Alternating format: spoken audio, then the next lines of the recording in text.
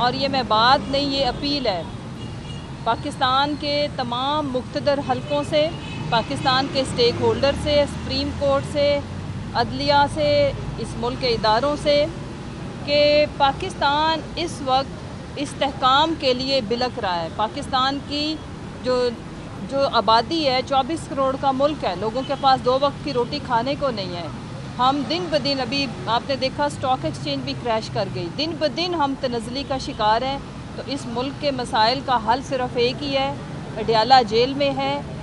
ہم سارے اپنی اپنی ایگو اور انا کو کافی تسکین پہنچ چکی ہوئی ہے، کافی ماشاءاللہ سے 2 سال سے قوم کو ہم سب کو رگڑا لگ چکا ہے۔ تو اب میری اپیل ہے کہ ڈائیلاگ کریں اس ملک کے لیے۔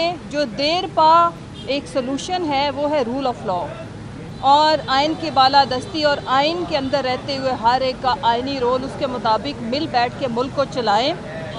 اور جتنا ہم خان صاحب کو جانتے ہیں، میں ہر اپنی میڈیا ٹاک میں یہ بات کرتی ہوں کہ پاکستان کی خاطر وہ پاکستان کے لیے صرف ایک ہی مطالبہ ہے کہ جو ان کا مینڈیٹ ہے، جو عوام کا مینڈیٹ ہے، اس کو رسپیکٹ کریں اور سارے بیٹھ کے آگے بڑھیں۔ انشاءاللہ تعالیٰ آپ انہیں مثبت ہی پائیں گے، کیونکہ ان کا ایک ہی جو نظریہ ہے وہ یہ ہے کہ پاکستان کو بہتری کیسے دی جائے، پاکستان کے اندر حقیقی آزادی کیسے لائی جائے، رول آف لا کو کیسے انشور کیا جائے۔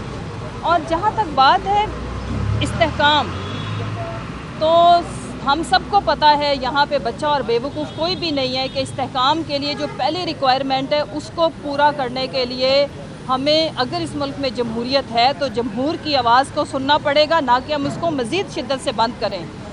نہ کہ یہ کوئی سلوشن نہیں ہے کہ پارٹی پہ پابندی لگا دیں۔ پابندی لگائیں گے تو عوام کی سپورٹ تو وہیں کی وہیں موجود ہے، وہ تو کسی اور، وہ تو مریم نواز، شہباز، زرداری کے پاس نہیں چلی جانی، بلکہ مزید آپ عوام کی ایگو کو ہرٹ کر رہے ہیں، مزید ان کے غم اور غصے کو چیلنج کر کر کے یہاں تک حالات پہنچے ہیں کہ اس وقت عوام ایک طرف کھڑی ہے، پی ٹی آئی سائیڈ پہ ہے۔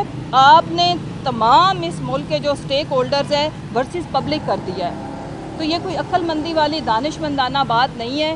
آخر میں یہ اپیل ہے کہ کلیکٹیو وزڈم کی اپروچ کو جانیں، سمجھیں۔ کوئی کسی قسم کی پابندیاں، کسی قسم کی فسطائیت جو کلیکٹیو وزڈم ہے اس کو بدل نہیں سکتی۔ اور جو عوام، جو باشعور عوام، اور اب تو جو حالات لوگوں کو فیس کرنے پڑے ہیں اس میں سارے ہی باشعور ہو چکے ہوئے ہیں، تو ان کو بار بار چیلنج کرنا، اس کی تصدیق کرنا اور اس کو سنب کرنا ڈنڈے کے زور پہ، جیسے کہ وہ ماشاءاللہ سے کہتی جن پہ پابندی لگا دو، ان کو مار دو، اور عوام کو سمجھانے کی کوشش کیا ٹک ٹاک کے تھرو کی جاتی ہے کہ جی وہ ملک کے لیے خطرہ ہے، اس لیے مجھے آپ نے ووٹ نہیں بھی دیا، میری 17 سیٹیں بھی ہیں تو ہمیں قبول کر لو۔ یہ تماشے ہیں، یہ تماشے بند کریں۔ پاکستان ان نوٹنکی بازوں نے انٹرنیشنل ایک جو کمیونٹی ہے اس کے آگے ہمارا تماشا ہر روز بنتا ہے۔ یہ تماشا بند کریں اور اصل تماشا جو اس ملک کے اندر بھوک کا ناچ ہے، جو بجلی کے بل نہ دینے کے اوپر خودکشیاں، ان کو سمجھیں، اور ان کو سمجھنے کے لیے ایک درد مند دل اور اللہ سے ہم پوری قوم دعا کریں کہ اللہ ان کو وہ آنکھ دے جو ان کو دکھائے کہ پاکستان کے اندر جو فیملی، پوری فیملی 24 گھنٹے کام کر رہی ہے، وہ 2 وقت کی روٹی کھانے سے قاصر ہے۔ کیوں؟ اس کیوں کا حل ڈھونڈیں، جواب ڈھونڈیں۔